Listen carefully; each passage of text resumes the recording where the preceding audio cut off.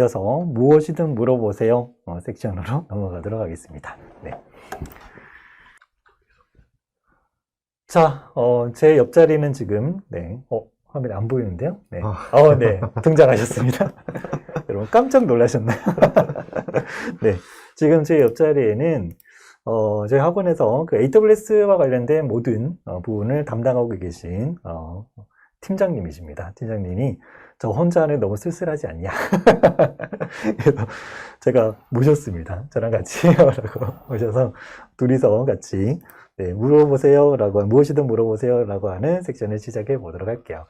우선 먼저 사전에 받은 질문에 대한 답변을 먼저 해드리고, 그 다음에 온라인으로 들어온 실시간으로 들어온 질문에 대한 답변을 그 다음으로 드려보도록 하겠습니다. 네. 네. 소개 감사합니다. 여기서 계속 채팅 쳤던 작고 시리즈입니다. 네, 옆에서 계속 조용히 했는데. 작고 시리즈 아직도 하고 계셨었어요? 네, 제가 작고 시리즈였습니다. 그러시구나. 답변을 다 해주고 싶었는데 계속 지금 강연 중이어가지고 제가 답변을 못했는데, 일단 여기서 나온 답변들은, 채팅창에 나온 답변은 제가 또 실시간으로 제가 또 띄워놨습니다. 그렇기 때문에 그 부분은 이따가 다시 한번 설명을 드리고요. 저희가 사전에 그 질문을 먼저 좀 받았어요. 많이 받았는데 좀 겹치는 질문들이 또 많더라고요. 그래서 그 중에 몇 가지만 먼저 설명을 좀 드리고, 그 다음에 추가적으로 또 채팅창에서 한번 받도록 하겠습니다. 첫 번째는 클라우드 어떻게 공부해야 하나요? 혼자 공부하기엔 굉장히 벅차다고 하는데 저도 낯설기만 해서 불안하네요. 혼자 공부가 많이 힘들까요? 관련 전공 학생이긴 합니다. AWS 클라우드 서버 쪽으로 취업을 하려면 클라우드 공부를 하기에 앞서 어떤 것들을 공부해 놔야 할까요? 어떤 거 공부해야 되나요? 네. 되게 많죠? 공부해야 될 게, 되게 많죠. 네. 네. 우선 앞에서 설명했던 내용들이랑 데모를 보셔서 좀 느끼셨을 거예요. 어떤 것들을 먼저 알고 있어야 되는지. 그래서 AWS 서비스나 다른 클라우드도 마찬가지입니다.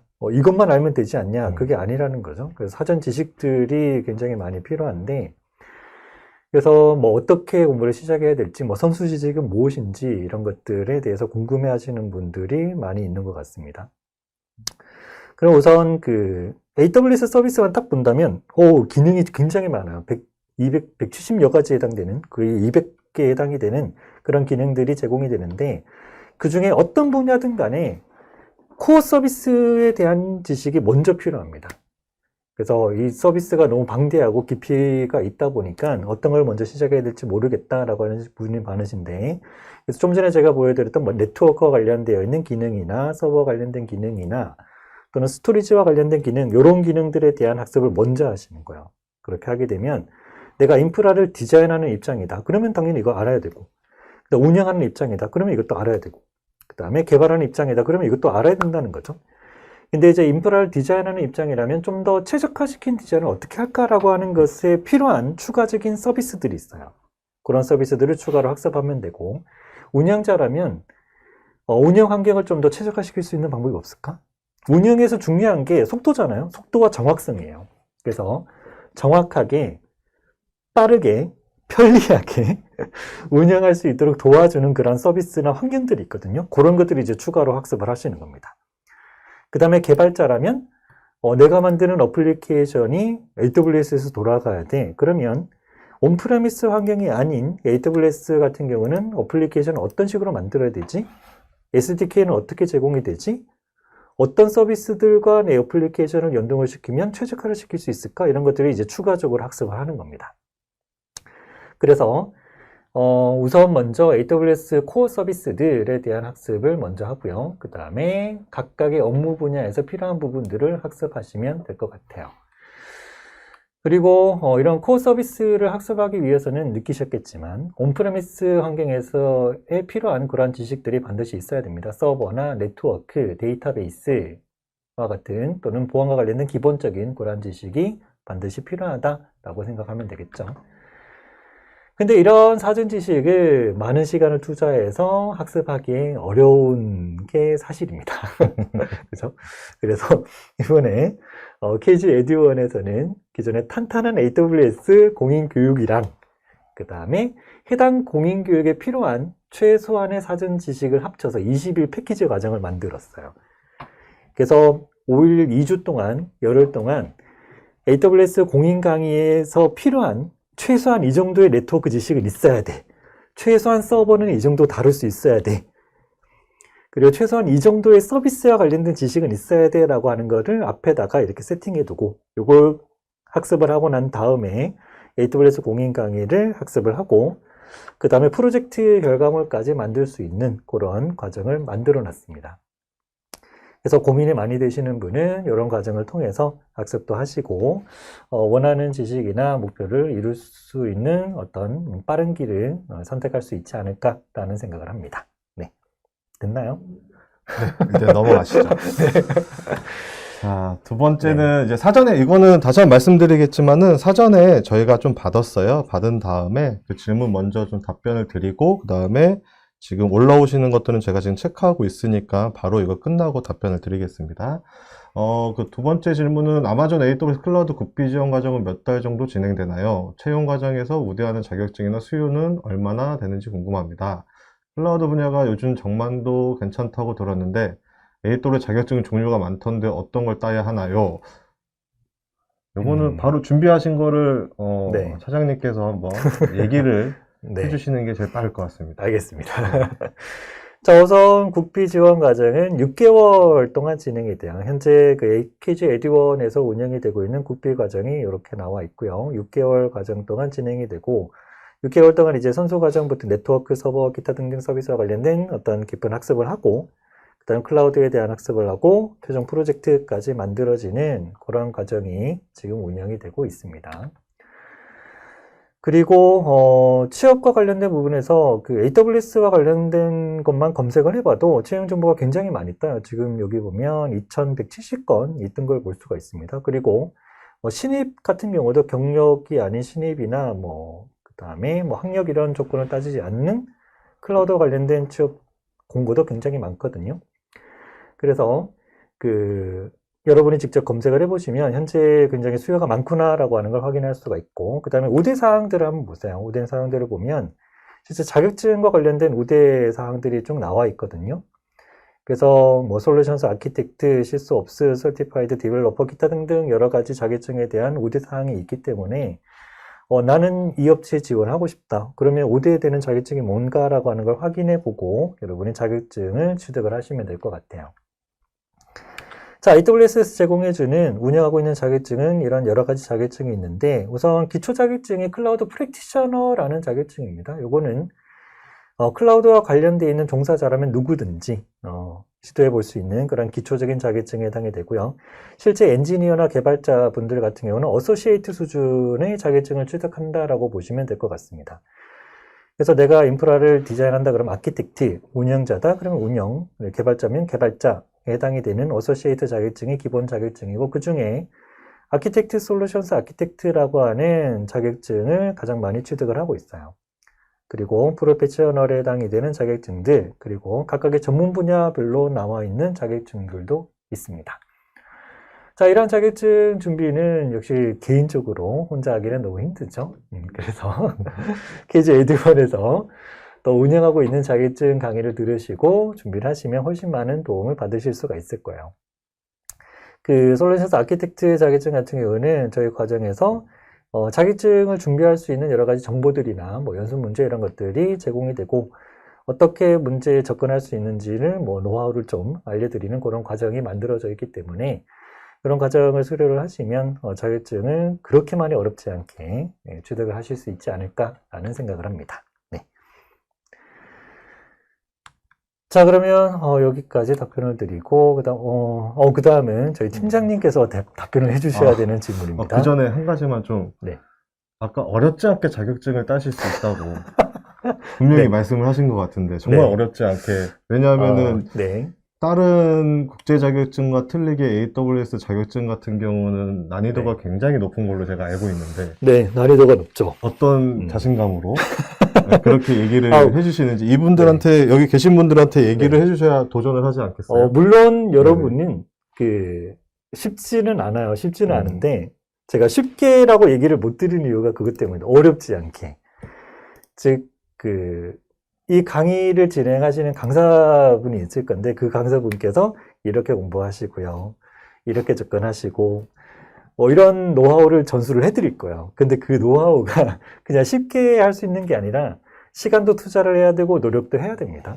그렇지만 막연히 이제 어떻게 해야 되지? 이렇게 방향을 못 잡는 것보다는 딱 방향이 주어지고 어떻게 공부해야 되는지에 대한 안내를 해주기 때문에 쉽진 않지만 어렵지는 않게 여러분이 충분히 노력을 하신다면 취득을 하실 수 있도록 최대한 도와드린다라고 생각하시면 될 것 같아요. 제가 왜 이 얘기를 했냐면 뒤에 게 조금 이어져서 네. 네네네. 뭐 뒤에 질문이 네. 네.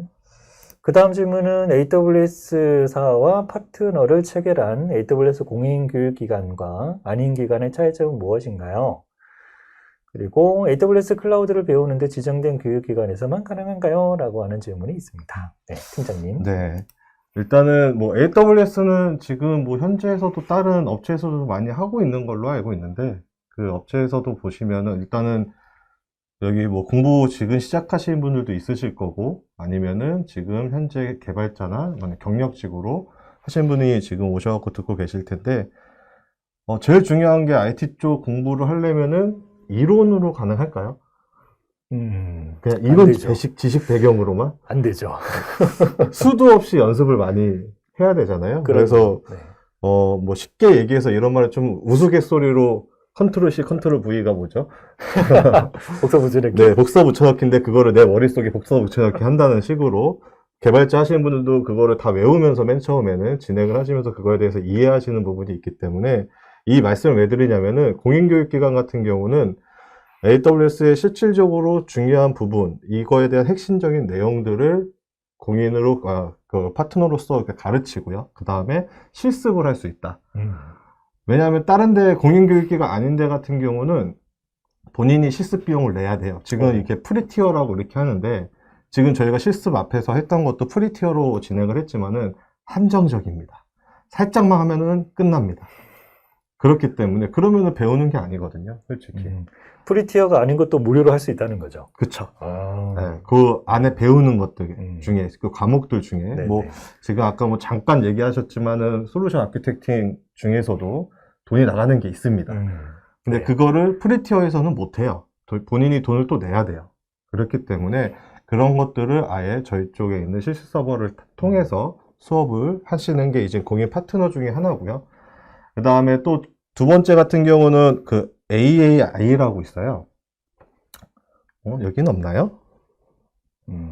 네. 네, 뒤에 거 있으면은 AAI라는 게 있는데 그게 어떤 거냐면은 공인 강사님들이 이제 전문 강사, AWS에서 인정하는 전문 강사, 옆에 여기 있는 저희 그 박현희 사장님도 전문 강사인데 이 전문 강사를 취득을 하려면 거의 1년을 준비해요. 일반 강사님들도 가서 직접적으로 다 프레젠테이션 하고 워크숍까지 진행을 해서 거기서 통과된 강사님들만 이렇게 강의를 준비할 수가 있기 때문에 실질적으로 지금 이 트레이너 분들 같은 경우도 엔지니어나 마찬가지예요. AWS에. 그래서 그런 부분들에 대해서 얘기를 할 수가 있고 아까 자격증 얘기했잖아요. 네. 그거를 왜 제가 물어봤냐면은 이 트레이너 분들, 그러니까 이 공인 강사님들이 좀 노하우나 이런 것들, 그 다음에 어떤 문제, 어떤 형식, 어떤 방식으로 나오는지를 한 번씩 더 짚어주세요.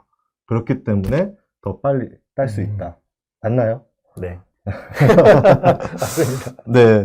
그렇게 해주신답니다. 네. 그렇게 해주신다고 하니까 저는 그렇게 믿고, 예, 말씀을 드리고, 그리고, 교육은, 지금 다 설명은 된 것 같아요. 그러면은. 그래서 원래 그 공인교육이라는 거는 되게 많아요. 어떤 게 있냐면은, 이거보다 더 많은데, 뭐, 기초 자격증도 있고, 테크니컬 에센셜, 아키텍팅, 시스템, 뭐, 디벨로핑, 빅데이터, 뭐, 딥러닝, 빅러닝이 아까 얘기했던 뭐, 현대자동차나 뭐, 이런 데서 했던 자율주행, 세이지 메이커, 그쪽에 관련된 MLOps 엔지니어링, 이것도 다 세이지 메이커 쪽으로 들어가 있는 그런 내용들을 저희가 실질적으로 수업을 가르치는 겁니다. 근데 이거를 만약에 본인이 돈을 내고 한다 그러면은 엄청나게 그렇죠. 크고 만약에 보안 설정을 하나 잘못한다고 하면은 클릭 한 번당 네, 제가 말은 안 하겠습니다. 네. 이게 클릭 아까 전에도 실습할 때 보셨죠? 한 번씩 다 확인을 해야 된다고 확인을 할 때 클릭하는 생성하는 순간 그때부터 이제 과금이 진행되는 거기 때문에 이런 부분들을 사전에 본인이 익숙해져야 된다고 저는 말씀을 드리고 싶습니다. 그래서 공인교육기관에서는 그런 식으로 사전에 저희 CS 서버를 통해서 교육을 진행을 하고 있습니다. 자, 그러면 이제 그 사전에 대한 질문은 저희가 다 마쳤어요. 근데 아까 전에 먼저 좀 채팅을 하시다가 먼저 올리신 분들이 좀 있었거든요. 지금 올려주세요. 제가 쭉쭉 읽어드릴게요. 먼저 올리신 분 중에 홍은님이라고 계세요. 홍은님께서 보통 스타트업에서 AWS 사용해서 서비스 구축할 때 처음에 무료 티어로 개발해 사용하다가 나중에 결제하게 되나요? 일반적으로 어떤 식으로 서비스를 이용 프로세스가 진행되는지 궁금합니다. 네. 그렇게 해도 되는데, AWS는 스타트업 기업에 대한 지원 서비스도 따로 있어요. 그래서 AWS 액티베이트라고 해서 스타트업이 뭔가 시작할 때 빠르게 무료로 뭔가 시작할 수 있도록 지원해주는 이런 제도들도 있거든요. 그래서 실제로 제가 써보진 않았지만 여기 보면 나와 있는 대로 해주겠죠. 10만 달러? 네. 뭐 크레딧을 제공해 준다라고도 돼 있어요. 그래서 스타트업 기업들 같은 경우는 물론 이런 서비스를 받지 않아도 프리티어로 뭔가 개발해보고 하다가 이걸 서비스로 오픈할 수도 있겠지만 AWS 쪽으로 우리가 이제 스타트업 기업이고 뭔가 시작을 하려고 하는데 어떤 도움을 받을 수 있는 제도가 없냐 이런 것들을 요청을 해보시면 충분히 도움을 받을 수 있지 않을까라는 생각을 합니다. 네.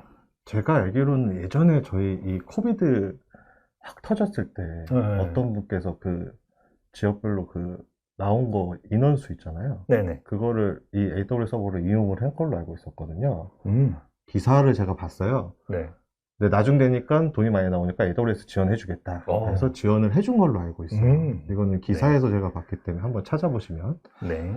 그래서 뭐 프리티어라는 거는 맨 처음에 그냥 어떤 것, 뭐 아까 보시다시피 어떤 기능들이 있구나라는 거를 좀 확인한다고 생각을 해주시면 될 것 같고, 실질적으로 보통 스타트업에서는 제일 많이 하는 게 데이터 가지고 굴리잖아요. 그렇죠. 스타트업에 제일 중요한 게 데이터거든요. 만약 어플 하나 만들었어. 어플 하나 만들었는데 이게 될지 안 될지를 확인하기 위해서 사람들의 사전 조사를 하고 싶어요.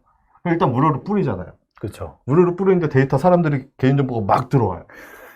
너무 많으면은 프리티어가 감당이 될까요? 안 되죠. 그렇기 때문에 이 잠깐 스타트업에서는 이런 AWS나 클라우드로 많이 진행하는 것 중에 하나는 내가 이 고객 만족의 서비스, 이 서비스를 가지고 다시 업데이트, 이런 사전 업데이트를 많이 하기 위해서 잠깐 올리고 이런 형식으로 하는 게 제일 많다고 생각이 들고, 그래서 그런 것들이 그런 어플이나 이런 게 너무 상품이 좋다 그랬을 때 이쪽에 AWS 액티비티 이쪽에 얘기를 하시면은 자 이제 지원을 받는 형식으로 되실 겁니다. 제가 알기로는 그렇습니다. 그래서 스타트업에서는 거의 그런 사전조사나 이런 형식으로 먼저 많이 하기 때문에 무료 티어로 하기에는 좀 많이 한계가 있지 않을까. 처음에는. 그렇죠. 네. 아주 초반에는 괜찮죠. 서버 올리고, 서버 한 대를, 많이도 아니고, 서버 한 대를 그냥 보통의 성능을, 고성능이 아니라 보통의 성능을 가진 서버 한 대를 1년 동안 운영할 수 있을 정도밖에 안 돼요.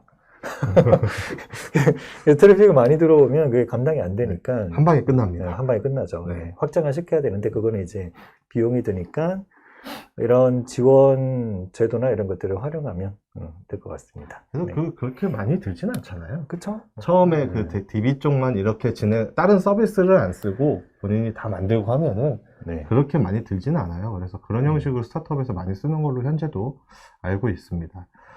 홍호님이 계실런지 모르겠는데 답변이 되셨나요? 그래서 다음으로 박정은님, 네, 그래요. 다행이네요. 박정은님이 한번 얘기하셨는데 스타트업 경우에 개발 단계에서부터 클라우딩 시스템을 활용하는 케이스가 얼마나 되나요? 이것도 아까 비슷한 내용입니다. 많겠죠. 많습니다. 왜냐하면 스타트업 하시려면은 데이터 있으십니까? 없잖아요. 데이터가 없으시니까 그 데이터를 하기 위해 무료로 다 풉니다. 지금도 저희도 막 헬스나 뭐 이런 어플도 되게 많잖아요. 그런 것도 새롭게 올라오거나 이런 것들 다 보면은 다 맨 처음에 무료로 풉니다. 그런 다음에 사용자의 축적을 쌓고 그 사용자의 그 서비스나 이런 것들을 좀 더 원활하게 하기 위해서 조사를 많이 합니다. 그런 다음에 이제 유료로 푸는 거죠. 자, 이건 제가 박정훈 님도 설명되셨죠? 있으시면. 자, 박한세님, 아까 전에 올리셨는데, 클라우드 입문하기 전에 기존 레거시 장비 네트워크 인프라죠? 네네. 온프레미스 말하는 거죠? 네. 지금 네트워크, 리눅스, 윈도우 등 관한 공부가 필수가 아닌가요? 아까 설명을 드렸던 것 같습니다. 네, 맞습니다. 네, 필수입니다. 아셔야 할 수가 네. 있습니다. 그러니까 클라우드라는 거는 저도 많이 공부를 당연히 여기 저희 트레이너님, 그 차장님보다는 당연히 제가 익숙하진 않지만은 볼 때마다 새롭습니다. 네, 그래서 기본적인 인프라 쪽, 그 서버나 네트워크 쪽은 필수로 네. 알고 계셔야 훨씬 이해가 잘 된다. 아까 전에 클릭 한번 하면 그것만 외우면 되지만, 그죠? 그걸로 해결이 안 돼요. 네, 나만의 어떤 환경을 만들려면 그쵸. 이걸 디자인하고 해야 되는데 그죠. 네, 사전 지식이 반드시 필요하죠. 특히 제일 힘들어 하시는 분들 이제 개발자분들. 네네네. 아, 너무 힘들어 하시죠. 네. 네. 개발자분들은 여기까지 안 하거든요, 원래. 인프라를 싫어하죠. 원래 안 하시기 때문에. 그래서 배우셔야 됩니다. 네. 그래서 아까 전에 말씀드렸던 것처럼 저희 기관에서는 그거를 최대한 짧게 하기 위해서 11과정, 21과정을 만드는 이유도 네. 빨리빨리 해야 되는데 네. 너무 오래 하거나 6개월까지 진행을 하고 그쵸. 그러면은 좀 힘들기 때문에 그런 형식으로 좀 저희가 3년 동안 노하우를 거기다 다 넣어놨습니다. 자, 다음 질문은 한기태님입니다. 외적으로 백엔드 프로그래머 지망하는데요. AWS 공부와 프로젝트 경험이 취업과 이후 전망에 도움이 될까요? 백엔드 프로그램. 네. 백엔드 프로그래머 지망을 하신다고.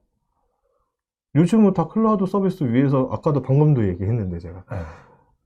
다 올리기 때문에 네. 그 클라우드 환경을 많이 쓸 거기 때문에 AWS 공부가 당연히 도움이 되죠. 근데 이제 AWS를 안 쓰더라도 AWS에 대한 지식을 갖고 있으면 뭐 GCP든 애저든 그렇게 많이 어렵지 않게 바로 사용하실 수 있을 거예요. 네. 그러니까 취업은 제가 봤을 때 되게 넓어요. 그쵸. 엄청 넓어요. 아까도 보실 때 2,000 몇 개라고 하는데 그 안에서도 엄청 넓기 때문에 분야가 어디 분야, 뭐 개발자분들도 아까 말씀드렸던 것처럼 개발자분들을 위한 SDK죠. 네네, 그쵸. 그 위한 과정들도 있죠. 저희가. 네네. 그 과정들도 있는데 그거를 배우기 위해서는 설계를 알아야 된다. 구조를 알아야 본인이 사용하고 요즘은 조금 제가 알기로는 좀 너무 큰 기업 말고 중소기업 정도에서는 개발자분들이 그냥 다 하는 걸로 알고 있거든요. 그 클라우드가 도입되고 나서 인프라 쪽을 관리하는 게 굉장히 수월해졌어요, 생각외로. 그래서 온프레미스 환경에서는 이제 개발자들이 거의 손을 댈 수 없는 그쵸. 거였는데 클라우드로 넘어오면서 얘네들이 이제 개발자 해볼 만한데? 또 하나 서버 점검을 밤새서 안 해도 된다. 그렇죠. 네. 왜냐하면 개발자분들 백업 받거나 그러면은 온프라미스 서버 껐다가 그거를 이제 낮에는 못해요. 유저들이 사용을 해야 되니까. 그렇죠. 근데 밤에 이제 새벽에 해야 되니까 이제 밤새면서 또 일하시고 그랬는데 그런 것들이 많이 줄었다는 썰을 제가 제 주위에 있으신 분들도 얘기를 하고 계시고 저희 기관의 개발자분들도 얘기하고 계십니다. 네. 자, 그 답변이 되셨는지 모르겠지만은 그 클라우드라는 거는 다 이제는 배워서 하시는 게 좋을 것 같습니다. 아직 그 취업을 준비 중이시라면은 그게 전망이 훨씬 더 좋다라는 거를 말씀드리고 싶습니다. 자, 이번에 또 한기태님이시네요. 사람마다 다르겠지만 정보처리 기사 OCP 난이도 1에서 9 중에 4개, 4에 소요되는 소요기간은 2달이라면 AWS 프로페셔널. 프로페셔널. 자격증 치는 난이도 시간 어느 정도 될까요? 프로페셔널. 프로페셔널입니다. 어소시에이트도 힘든데. 프로페셔널. 네. 자, 일단 말씀 딱 하나만 드릴게요. 네. 자, 다른 거 정보처리 기사, 그래, 요즘에 NCS 기반으로 돼가지고 좀 많이 어려워졌죠. 거기에 보안까지 또 포함이 돼가지고 어려워진 걸 알고 있습니다. 근데 공부하면 됩니다. OCP, 요것도 이제 12C, 이게 나와가지고 12C로 변경되면서 하는데 공부하면 됩니다. 제가 공부하는 거는 어떤 건지는 아실 겁니다. 제가 말로는 못하겠지만. 근데 그 AWS 같은 경우는 공부하는 것도 있긴 있긴 하지만은 중요한 거는 그거를 이해하냐 안 하냐 이게 제일 중요한 것 같아요. 맞아요. 네. 이해를 하면 풀 수가 있고 네. 이해를 하지 못하면 못 푼다라는 게 제 결론입니다. 맞나요? 그 AWS 자격증이 그 인정이 거의 확실히 되는 국제 자격증 중에 몇 안 되는 것 중에 하나입니다. 그래서 프로페셔널 딴다 그러면은 제가 진짜 제가 거짓말 안 하고 이해를 다 한 상태에서 어소시에이트 다음에 프로페셔널이거든요. 거의 최고급이에요. 저거를 딴다 그러면은 제가 아는 한 업체에 제가 그냥 소개시켜서 바로 취업시켜드릴게요. 진짜 왜냐하면은 네. 그 업체에서는 저렇게 프로페셔널 자격증까지 딴 사람들을 그냥 경력자라고 생각을 해요. 경력자들도 따기 힘들어 하거든요. 그렇죠. 네, 네. 그리고 업체에서 또 컨설팅 파트너 업체들 같은 뭐 큰 업체들, 뭐 다른 업체들도 보면은 AWS와 유지하기 위해서는 자격증이 필요해요. 또 자격증 컨설팅 유지를 하기 위해서는 파트너 유지하기 위해서 자격증이 필요한데 거기에 또 뭐 등급이 있는데 그 중에 프로페셔널도 들어가 있기 때문에 무조건 취업됩니다. 프로페셔널 따면. 근데 한 달 저기 교육기간 한 달 포함해서 시간 어느 정도 될까요? 했을 때 제가 가늠을 못 하겠어요. 가늠이 이게 될까요? AWS 자격증이 어려운 이유가 단순히 지식을 물어보는 문제보다 상황에 대한 판단을 하고 그 상황을 해결하거나 뭐 할 수 있는 거를 고르는 문제가 많거든요. 그래서 그 어소시에이트 수준의 자격증도 그런 문제 비율이 높은데 프로페셔널은 더 높아요. 그리고 문제도 되게 길어. 맞아. 그리고 시험 시간도 되게 길거든요. 화장실도 못 가고 몇 시간 동안 시험 봐야 되는데 그만큼 문제가 그 실제 AWS를 사용했을 때 상황을 판단해야 되는 문제들이 많다는 얘기죠. 그러려면 경험도 많이 해야 되고 해서 어느 정도 필요하냐? 교육기간 한 달 포함하더라도 네. 뭐 여러 가지 도움을 받을 수 있는 자료를 이용한다 하더라도 네. 한두 달 이상은 더 걸릴 것 같은데. 저는 더 걸릴 것 같은데요. 최소한. 네, 최소한. 네. 어소시에이트가 교육기간 한 달 포함하고 공부 한 2, 3주 하면은 딸 수 있을 정도. 진짜 공부 열심히 하면. 거기에만 올인하면. 올인하면.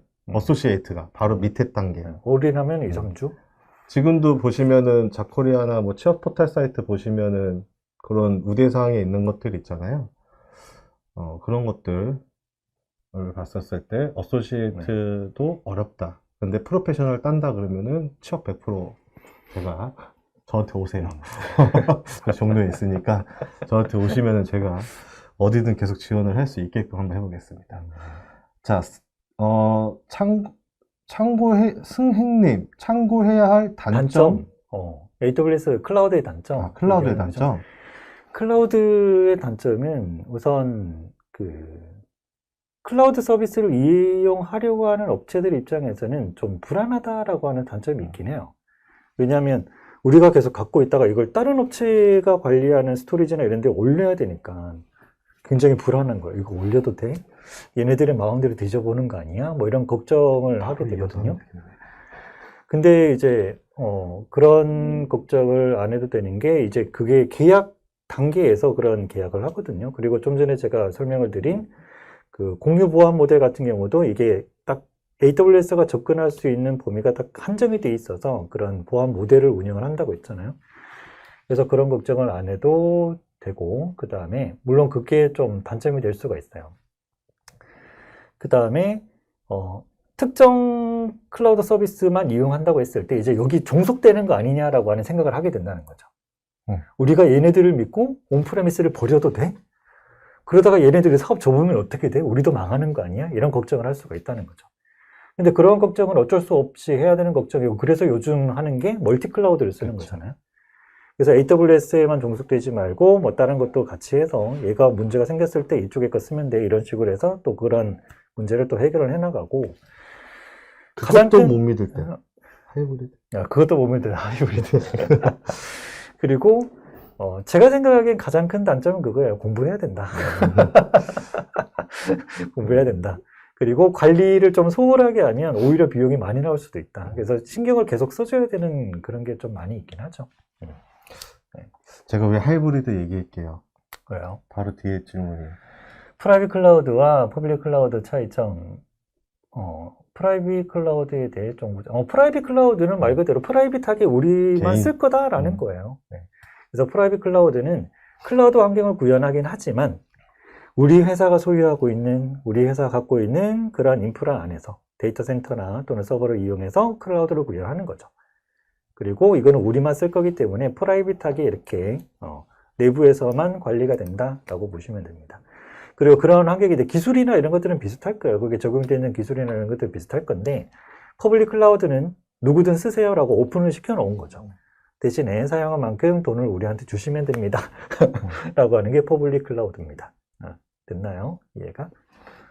그래서 아까 전에 제일 못 믿어오면은 하이브리드 하라는 얘기죠. 그쵸. 양쪽에 다. 프라이빗도 만들어 놓고, 내 기업에다 프라이빗 만들어 놓고, 퍼블릭도 쓰고 하는 게, 같이 쓰는 게 하이브리드거든요. 네네네. 요즘은 많이 안 쓰죠? 거의 멀티로 많이 넘어왔죠. 멀티로 많이 넘어갔죠. 네, 그렇죠. 멀티로 많이 넘어와서. 그런 계약 관계가 이런 것들이 확실해져가지고, 그 걔네들 잘못하면은 천문학적인, 네, 맞아요. 네, 그런 계약서가 다 있습니다. 자, CCNA MP 황님, 그 다음 황태원님, 태원 황님이구나, 태원 황. CCNA MP 이런 자격증은 클라우드랑 관계가 없나요? 관계가 없을 리가 없죠. 아까 전에도 말씀드렸죠. 네. 저희가 인프라 쪽에 대한 것들을 많이 알면 알수록 좀 더 이쪽 분야가, 클라우드도 분야가, 서비스 쓰는 개발자 분야가 따로 있는 거고, 설계나 운영하는 사람들이 따로 있기 때문에, 이런 분야들을 어떤 걸로 선택하냐에 따라서 그 자격증이랑 관계가 있을 것 같아요. 그렇죠. 네. 그 클라우드 쪽도 이제 네트워크 전문가 쪽도 따로 있거든요. 그런 거 같은 경우는 뭐 얘네는 MP에서 기존에 사용되는 지식이나 기술 이런 것들이 많이 적용이 되고 그거에 대한 이해도가 필요한 부분들이 있어요. 그래서 그런 분야라면 아마 도움이 되지 않을까라는 생각을 합니다. 네. 자, 그 전에 이제 토마스 리님이 먼저 시험은 영어로만 보나요? 한글로도 보나요? 이렇게 하는데 선택입니다. 영어냐? 한글이냐? 네, 네, 그런데, 한글로도 볼 수 있는데 한글로 보면 영어 문제도 볼 수 있으세요? 네. 그런데 어떤 거는 한글 지원이 없습니다. 다 바뀌었나요? 다 한글 되나요? 다 이제? 한글 되는 걸로 알고 있는데? 그래요?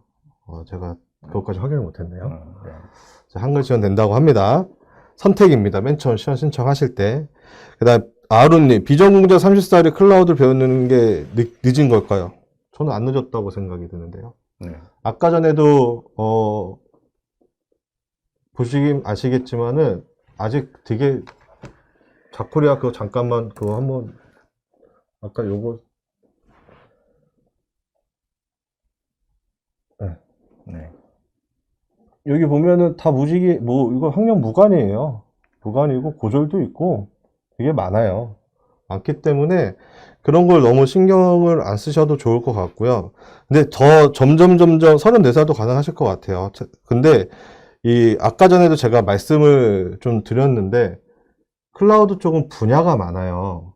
그 분야가 어떤 분야에 따라서 조금 저는 나이에 대한 그런 게 있을 것 같아요. 업체도 마찬가지고. 네, 클라우드 쪽에도 프리세일즈라는 것도 있고, 프리세일즈가 일반 기술 영업하고는 틀린데, 프리세일즈하고 이 SA, 그 엔지니어하고 같은 결을 같이 보고 있거든요, 거의.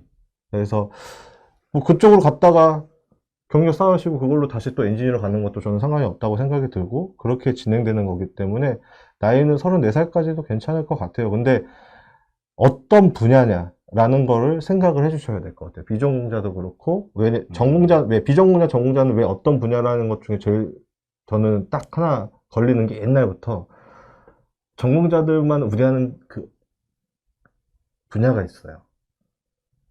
고도화 기술. AI.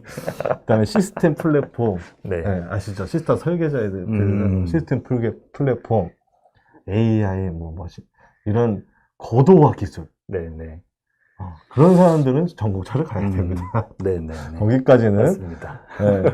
만약 하신다 그러시면은, 그것까지 나는 그래, 더 아주 고도화 기술을 하고 싶다 그러면은, 회사를 다니면서 대학원을 다니십시오. 그게 답입니다. 네. 그러면 됩니다. 네.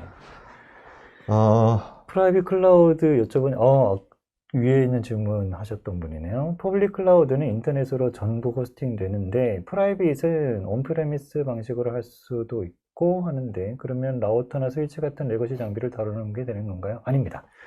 이게, 프라이빗 클라우드 환경을 구성하기 위해서는 이런 레거시 장비를 다뤄야 되겠죠. 당연히. 네트워크 장비, 뭐 서버 이런 것들을 이용해서 프라이빗 클라우드 환경을 구성하는 거예요. 프라이빗을 구성을 하든 퍼블릭을 구현을 하든 이 레거시 장비를 이용해서 구현을 해놓는 거죠. 근데 이거를 이제 누가 쓰느냐? 외부에서 프라이빗을 쓰든 뭐 퍼블릭을 쓰든 그 클라우드 컴퓨팅 환경에 만들어져 있는 기능들을 사용하는 거기 때문에 퍼블릭으로 만들어져 있든 프라이빗으로 만들어져 있든 클라우드를 사용한다라고 하게 되면 거기 있는 기능을 이용하는 거라서 실제 물리적인 장비를 다루는 거는 아니다라고 생각할 수가 있을 거예요. 물론 프라이빗 클라우드 환경을 내가 관리하는 관리자다 그러면 당연히 다뤄야겠죠. 그래서 내가 하는 어떤 직업군이 어떤 직업군이냐에 따라서 다르겠지만 이러한 클라우드 환경을 구현하는 건 레거시 장비를 당연히 다루는 거고 이걸 이용하는 거 입장에서는 이러한 레거시 장비를 다루는 게 아닌 가상화된 그런 리소스를 다룬다라고 보시면 되겠습니다. 근데 프라이빗도 그 스위치 라우터 그렇게 크게 안 다루잖아요. 그 클라우드 구현하는 서버만 있으면 엔지니어들이 다루는 거겠죠. 그렇죠. 네. 레거시 장비는 네. 그러니까 왜냐면 프라이빗 진짜 요즘은 큰 기업 아니면은 네. 네. 뭐 그렇습니다. 네. 자, 1월달 시험이 쉽다고 해서 일단은 네트워크 관리사 2급 정보 처리 기사 리눅스 원서 접수를 해놨는데 한 달이면 딸 수 있을까요? 자, AWS 관련된 게 아니지만은 아까도 분명히 말씀드렸습니다. 공부 열심히 하시면 따실 수 있습니다. 누구나 다 하는 얘기지만은 네. 자, 근데 3개를 다 보신다고? 오, 3개? 이야. 1월달에 와. 리눅스는 리눅스 마스터 말씀하시는 건가요? 판다님? 답변이 없으시구나. 네. 리눅스 마스터 같은 경우는 뭐 필기는 오픈북이니까 다른 건 뭐, 모르겠는데 정보 처리 기사는 좀 네. 정보 처리 기사는 좀 힘들 텐데. 자, 네. 리눅스 마스터 같은 경우는 필기는 뭐 따실 수 있을 거라 생각이 들고 집에서 하시는 거니까 책 보고 하셔도 되니까. 네트워크 관리사 2급 필기도 공부 열심히 하시면 가셔서 따실 수 있을 것 같은데 정보 처리 기사가 전 하나만 좀 올인했으면 좋겠다는 생각이 드네요. 네, 저는 이미 접수해 놓으셨다고. 접수를 네. 그 중에 리눅스랑 네트워크 관리사 2급은 그럼 이게 만약에 돈이 그래도 좀 많으시다고 하면은 네트워크 관리사 2급하고 리눅스 마스터는 그냥 맛만 보자 이 형식으로 해서 공부를 좀 하는 게 나을 것 같고 정보 처리 기사에 올인을 해라. 네, 정보 처리 기사에 올인해라. 왜냐? 정보 처리 기사는 3회밖에 시험이 없어요. 근데 네트워크 관리사 2급이랑 리눅스 마스터는 매달 있습니다. 네. 그렇기 때문에 제가 생각했을 때는 정보 처리 기사를 좀 올인을 네. 하셔서 하시는 게 좀 더 판단님한테 도움이 될 수 있을 것 같습니다. 네. 자, 어린지군님, AWS 공부하면 애저 등 다른 클라우드에 도움이 될까요? 요거 내가 말하려고 그랬는데. 어때요? 도움이 지금 되죠? 구글도 하시고. 예, 도움이 됩니다. 물론 전체 구조나 또는 기능이나 이런 게 똑같지는 않아요. 똑같지는 않은데 AWS가 인프라가 어떻게 구성이 되어 있고 뭐 글로벌 인프라가 어떻게 되어 있고 이 기능이 뭐고 이거를 잘 아시는 상태에서 다른 클라우드를 보잖아요. 그러면 아무것도 모르는 상태에서 보는 것보다 훨씬 이해도가 높아요. 물론 단점이 있긴 해요. 뭐가 단점이냐 하면 헷갈려요. 영어가 비슷비슷한데 기능이 조금씩 달라서 좀 헷갈리는 건 있거든요. 그렇긴 하지만 AWS에 대해서 좀 잘하는 상태가 됐다. 그러면 다른 서비스를 이해하는 데는 굉장히 많이 도움이 됩니다. 네. 됐죠? 네. 이해되셨나요, 어린지군님? 자, 박한센님. 네. 클라우드 엔지니어로 취업하려면 영어 회화 스킬이 필수인가요? 회화까지는 아닌 것 같아요. 회화까지는. 그렇죠. 회화는 이제 외국 기업 취업할 게 아니면 뭐 회화까지는 필요 없습니다. 외국 사람이랑 얘기할 그런 대신에 거는 거의 이제 없으니까. 영어로 되어 있는 문서는 읽으실 수 있었어야 돼요. 취업하려면 뭐 취업하고 나서 그거는 나서니까 상관이 없을 거 같고 취업하려면 영어 그거 점수를 요구하는 업체가 아니면 상관없습니다. 영어 회화, 그러니까 진짜 외국 계열 회사로 들어가서 외국 쪽이랑 뭐 에이펙이나 이런 쪽, 그 사람은 에이펙 쪽, 그쪽 업체, 그쪽이랑 얘기를 한다고 했을 경우 회화나 이런 거를 필수로 해야 되죠. 왜? 그쪽이 매니저면은 그쪽하고 미팅을 해야 되기 때문에. 그렇죠. 근데 그런 게 거의 한국에서는 거의 없기 때문에 영어 회화라는 것보다 영어에 대한 기본적인 단어, 그 다음에 용어, 이런 것들을 좀 더 많이 숙지를 해 놓으시면은 자연적으로 이해가 되지 않을까라는, 그게 이거예요. 영어 기술 문서를 많이 본다고 들어서 영어가 필수인가요? 기술 문서에서도 용어예요. IT 용어들이 많이 나오기 때문에 이런 것들을 많이 보시고 그러시면은 자동적으로 이해가 되실 겁니다. 맞습니다. 네.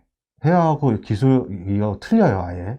IT 기술이랑 회화랑 아예 틀립니다. 그렇기 때문에 그렇게 생각해 주시면 될 것 같고, 정보보안 분야로 취업을 희망하는 사람도 AWS 공부해야 될까요? 어떻게 생각하세요? 원래 보안 전문가셨던 네. 박태진 차장님. 내가 보안을 담당하는데 가봤더니 거기서 AWS를 쓰고 있어요. 복잡하죠. 개인정보만 해야죠. 물으면 접근도 못 합니다. 그리고 최근에 그런 경우도 꽤 있었거든요. 보안 쪽을 뽑아야 되는데 AWS 환경에서 다뤄야 돼. 그래서 보안도 하고 AWS도 할 수 있는 사람이 필요해. 그런 경우도 꽤 많아요. 그러니까 이게 아직까지는 이게 전체적으로 클라우드 환경을 쓰지 않으니까 있긴 있을 것 같아요. 그냥 클라우드 AWS 공부 안 해도 보안 쪽으로 취업은 가능하다 있긴 있는데, 취업은 되죠. 근데 취업하고 나서 이제 또 배우는 거예요. 그렇죠. 그러면서 또 배워야 돼. 근데 이제 보안도 잘하는데 AWS는 이런 걸 알고 있어. 그러면 이제 차별이 그쵸, 생기는 좀 거죠. 이거죠. 차별성이 물어보지 이렇게. 너 이거 안 되며. 일은 많아지더라도 자기가 나 이 정도야. 이렇게 될 수 있는 스킬이 되지 않을까라는 네, 그쵸. 생각이 듭니다. 이제 거의 이제 질문을 더 저희가 지금 많이 오버가 됐어요. 원래 5시에 끝나는 건데 네. 30분이나 좀 오버돼서 시청자분들도 너무 지루하셔서 나가신 분들도 많고 그런데, 저희가 이거를 이제 뭐 AWS 뿐만 아니라 다른 이런 설명회나 잠깐만 또 있네요.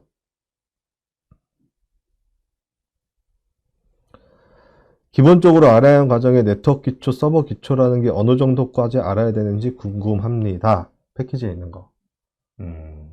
그걸 지금 설명을 드리기엔 좀 간단하게. 간단하게.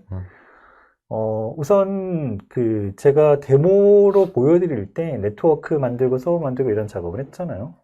그거를 할 때 추가적인 학습이 필요 없는 정도까지는 학습을 하셔야 돼요. 그래서 네트워크 나누는데 이런 네트워크가 어떤 구조를 가져야 하는 네트워크냐, 라우팅 테이블은 뭐냐, 게이트웨이가 왜 필요하냐, 서브네팅을 어떻게 해야 되냐, 네트워크 구조는 어떻게 되어 있냐, 이런 것들을 다 알아야 된다는 얘기죠. 그리고 서버 같은 경우도 마찬가지. 원격으로 들어가서 명령어 한 줄 입력 못하면 안 되잖아요. 그래서 서버를 다루기 위한 여러 가지 명령어도 알아야 되고, 그 다음에 서버의 전체적인 구조도 알아야 되고, 그 다음에 서버만 딸랑 있으면 아무런 의미가 없어요. 여기 이제 서비스를 올려야 되는데, 서비스를 올리려면 어떤 패키지를 설치를 해야 되고, 그럼 패키지 설치하는 명령어가 또 뭐냐? 문제가 생겼을 때 이걸 설치되는 거 어떻게 되돌리냐? 자, 그다음에 여기까지. 네. 많아요. 네.